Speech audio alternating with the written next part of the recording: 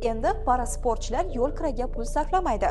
Prezident farmoni va hukumat qaroriga asosan parasportni rivojlantirishda yangicha mexanizm ishlab chiqilmoqda. Xo'sh, unda nimalar nazarda tutilgan? Birinchi navbatda, parasport bilan shug'ullanuvchi yoshlarning yo'l kira haqi qoplanadi. 14 yoshdan 30 yoshgacha bo'lgan kambag'al oilalar reyestridagi nogironligi bo'lgan farzandlar uchun har oyda bazaviy hisoblash miqdorining 1 baravarigacha yo'l xarajatlari to'lanadi. Bundan tashqari, sport formasi va ayrim kerakli buyumlar uchun xarajatlar to'lab beriladi.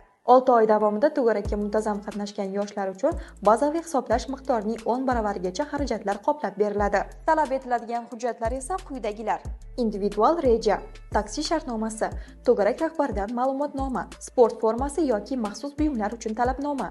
Ariza qoldirish uchun post ilovasida keltirilgan havoladan foydalanishingiz yoki inson ijtimoiy xizmatlar markazlariga murojaat qilishingiz mumkin. Shu kabi ijtimoiy sohadagi eng yangi va kerakli xabarlarni o'tkazib yubormaslik uchun ijtimoiy tarmoqdagi sahifalarimizni kuzatib boring.